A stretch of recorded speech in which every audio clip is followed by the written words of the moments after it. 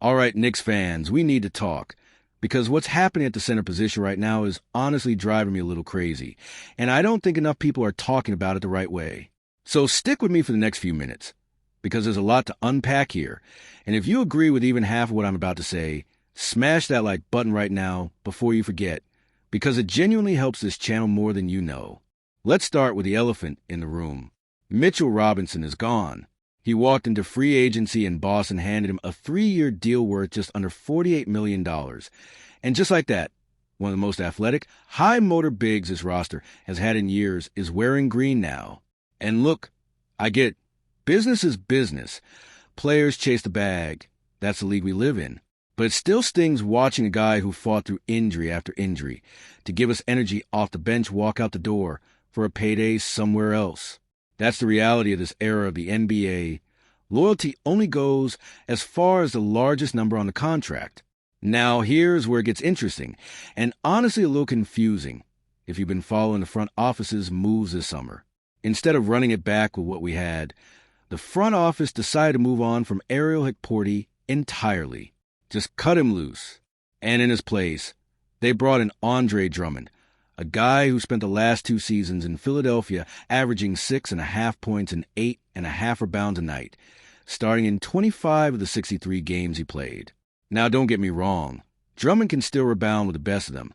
But is that really the answer at backup center for a team that has championship aspirations? I want to hear your honest take in the comments, because I have mixed feelings, and I think a lot of you do too. And that brings us to the name everybody's been buzzing about, Jonas Valanciunas. This man just got released by the Denver Nuggets, and almost immediately his name got connected to the Knicks. Reports out of the organization suggest he's actually had conversations with New York before, and that he's one of the veteran bigs the front office is currently keeping tabs on. Makes sense, right? A skilled, physical center who's been in the league for 14 years, who knows how to bang in the paint, who can actually space the floor a little bit too. On paper, that sounds like exactly what this roster could use behind Karl Anthony Towns. But then, right when it seemed like there was momentum, social media lit up on Monday with reports that Valanciunas had already made up his mind to sign overseas instead.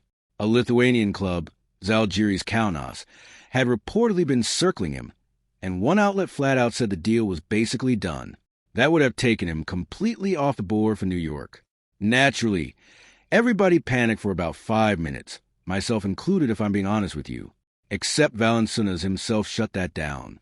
He hopped on Instagram and basically clowned the whole situation, making a sarcastic comment about how apparently his entire career decision had already been made for him by reporters before he even got a say in it.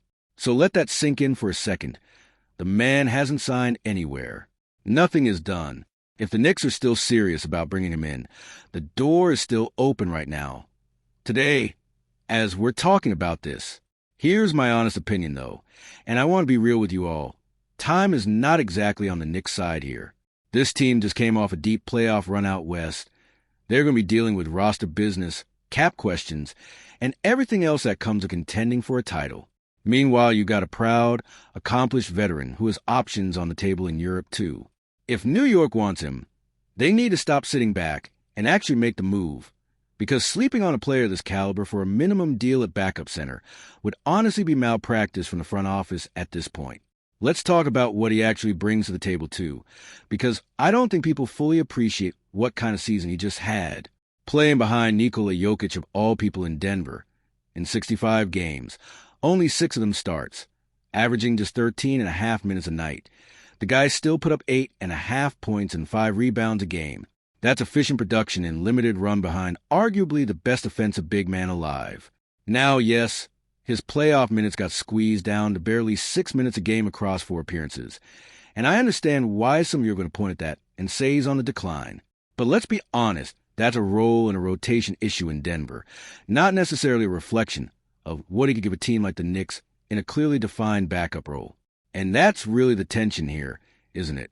If Valanciunas does end up in New York, he's not walking into a guaranteed rotation spot. He'd be stepping right into a straight-up competition with Andre Drummond for those minutes behind Towns. 2 proud veteran centers, both wanting to prove they still have plenty left in the tank. Both wanting real playoff minutes on a contender. As a fan, honestly, I don't hate that kind of competition. Iron sharpens iron, and depth like that could actually be a difference maker come April and May. But I keep coming back to the same frustration. Why did we let this get so close to the wire in the first place? We lost Robinson. We cut it Porty loose. We're scrambling in July to figure out who's actually going to hold down that second big man spot on a team that's supposed to be knocking on the door of a championship. This front office has earned plenty of trust over the last couple of years. Don't get me wrong, but this offseason at the center position has felt reactive instead of proactive, and that's something I think we need to hold them accountable for as fans. So here's what I want from you. Drop a comment right now and tell me straight up, would you rather see the Knicks land Valanciunas on a minimum deal, or are you actually fine rolling with Drummond and Towns as your primary bigs heading into the season? I read every single comment, and I want to know where this fan base really stands. And if this breakdown gave you something to think about, do me a favor and hit that like button. Subscribe if you haven't already, because we're covering every single move this front office makes all summer long, and I don't want you missing a single update. We'll keep tracking this Valanciunas situation closely, because something tells me this isn't over yet. Not even close. Thanks for watching. Drop your thoughts below, and I'll see you in the next one.